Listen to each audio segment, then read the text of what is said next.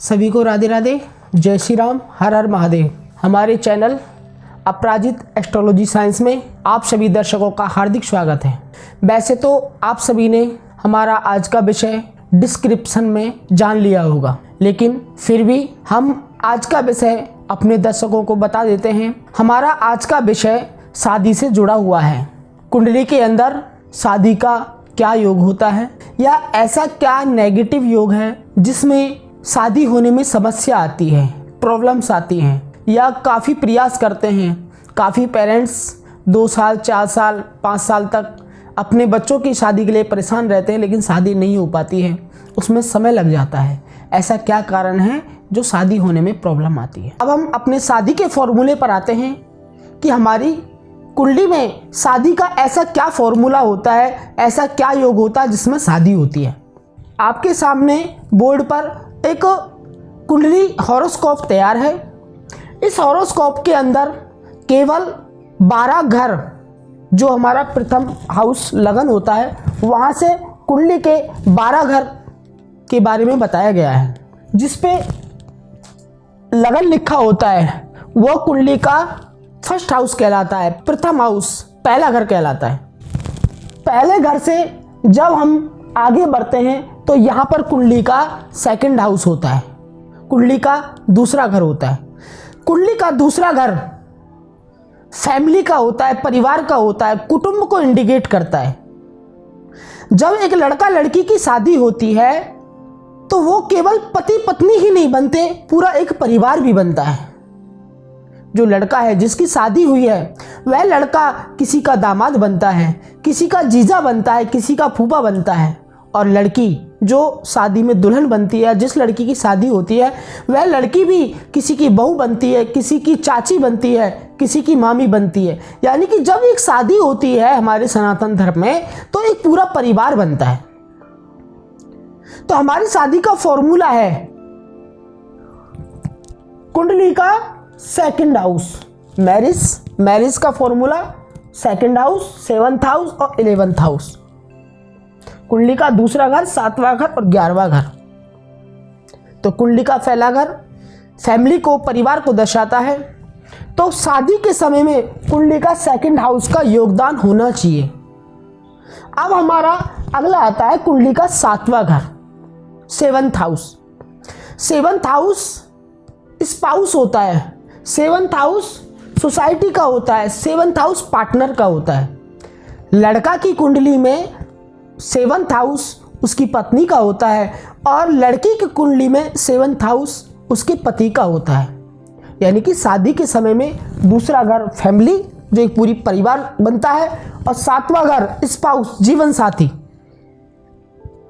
Plus कुंडली का 11वां घर। कुंडली का जो 11वां घर होता है वह गेन होता है, लाभ का होता है, इच्छा पूर्ति का होता है, किसी भी कार्य की इच्छा पूर्ति। जब हम अपने स्वास्थ्य की बात करते हैं तब भी 11वां घर होना जरूरी है। जब हम शिक्षा की बात करते हैं तब भी 11वां घर होना जरूरी है, क्योंकि शिक्षा में लाभ कम मिलेगा जब 11वां घर कनेक्ट होगा। शादी में लाभ कम मिलेगा, शादी का लाभ कम मिलेगा जब 11वां घर कनेक्ट होगा। 11वां घर गेन होता है, लाभ होता है, इच्छा पूर्ति का होता है, किसी भी प्रकार की इच्छा पूर्ति। हमारे प्रेडिक्टिव एस्ट्रोलॉजी का एक फॉर्मूला है combination house of give result. यानी जब घरों का कॉम्बिनेशन बनेगा तब हाउस रिजल्ट देंगे, तब घरों का रिजल्ट मिलेगा। तो हमारी शादी का फॉर्मूले के अनुसार दूसरा घर, 7वां घर और 11वां घर जब आपस में जुड़ेंगे, जब ये 3 घर आपस में कनेक्ट होंगे तो शादी का योग बनेगा। ये कब जुड़ेंगे? मानो कोई हमसे पूछता है कि क्या 2024 में मेरी शादी हो सकती है, तो हम उसका 2024 की विंशोत्तरी दशा को देखेंगे कि उसकी जो विंशोत्तरी दशा है, उसकी महादशा, अंतरदशा और प्रत्यंतर दशा कौन से घरों को दर्शा रही है। यदि उसकी विंशोत्तरी दशा दूसरा, 7वां और 11वां घर को इंडिकेट कर रही है, दूसरा, 7वां, 11 घर को कनेक्ट कर रही है, कॉम्बिनेशन बना रही है, तो जरूर उसकी 2024 में शादी हो जाएगी। अब आता है शादी नहीं होने का फॉर्मूला या शादी में प्रॉब्लम। शादी में प्रॉब्लम, हमारी प्रेडिक्टिव एस्ट्रोलॉजी का एक फॉर्मूला है, हर घर का 12वां घर उसके कारक तत्वों का नाश करता है। अभी हमने आपको बताया था कुंडली का दूसरा घर, 7वां घर और 11वां घर शादी बनाता है।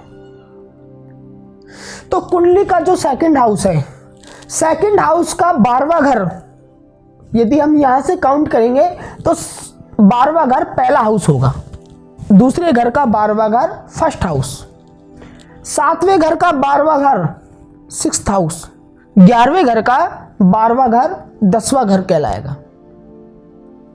हम एक घर का पूरा काउंट करते हैं, ये 11वां घर है। यदि हम 11 घर से काउंट करेंगे 1 2 3 4 5 6 7 8 9 10 11 और 12 यानी 12। 11वें घर का 12वां घर 10वां, दूसरे हाउस का 12वां घर पहला, 7th हाउस का 12वां घर छठा और 11th हाउस का 12वां घर 10वां। जब ये घर कॉम्बिनेशन बनाएंगे तो शादी में प्रॉब्लम करेंगे। कुंडली का जो फर्स्ट हाउस होता है वह सिंगल का होता है, 12 का होता है, जिसको हम लगन भी कहते हैं। यह 12 का होता है। यह जो जातक है, जिसकी कुंडली है, वह उसके चरित्र, उसका स्वभाव के बारे में बताता है। उसका स्वयं का घर होता है। कुंडली का छठा घर, कुंडली का 6th हाउस, ये कोर्ट, ऋण, शत्रु, रोग, कंपटीशन, इन सब का सिग्निफिकेटर होता है। तो छठा घर कोर्ट को भी दर्शाता है। साथ में कुंडली का 10वां घर, ये कुंडली का 10वां घर है। कुंडली का 10वां घर कर्म क्षेत्र होता है। नेम, फेम, प्रसिद्धि, स्टेटस, ये सब हमें कुंडली के 10वें घर से मिलता है। साथ में कुंडली का 10वां घर जज का भी होता है। यानी कि यदि कोई हमसे पूछता है कि क्या 2024 में मेरी शादी हो जाएगी, तो 2024 में यदि 2, 7 और 11 ये 3 घर आपस में कनेक्ट हो रहे हैं तो शादी हो जाएगी। और यदि इनके अपोजिट 1, 6, 10 विंशोत्तरी दशा के अंदर, महादशा, अंतरदशा, प्रथम दशा के अंदर यदि 1, 6, 10 की पावर मौजूद है तो उस समय में शादी नहीं होगी। विंशोत्तरी दशा में 2024 में यदि 1, 6, 10 की पावर आ रही है तो शादी नहीं होगी। 1, 6, 10 सेपरेट करता है, यानी उसकी शादी में प्रॉब्लम क्रिएट करता है, शादी होने में समस्या बनाता है। बाकी 1, 6, 10 का और आप अच्छे से, जब हम डिवोर्स के विषय में वीडियो लाएंगे तो आपको और अच्छे से समझ में आएगा। लेकिन 1, 6, 10 शादी होने में भी प्रॉब्लम करता है। अब हम बात करते हैं ग्रहों की, ये कॉम्बिनेशन बनेगा कैसे। वो थोड़ा सा विषय गहरा भी है और उसके लिए अलग ही वीडियो आएगी। ये कॉम्बिनेशन कैसे बनेगा, 1, 6, 10 कैसे कॉम्बिनेशन बनेगा। बनेगा विंशोत्तरी दशा से, जिसको हम हमारे प्रेडिक्टिव एस्ट्रोलॉजी में दशा, भुक्ति और अंतरा, डी माने दशा, बी माने भुक्ति, ए माने अंतरा, विंशोत्तरी दशा को हम डीवीए भी बोलते हैं। अब हम बात करते हैं ग्रहों के सिग्निफिकेटर की। ऐसे प्लैनेट्स कौन से हैं जो शादी बनाते हैं। गुरु और शुक्र, जुपिटर एंड वीनस, ये 2 प्लैनेट शादी के सिग्निफिकेटर होते हैं।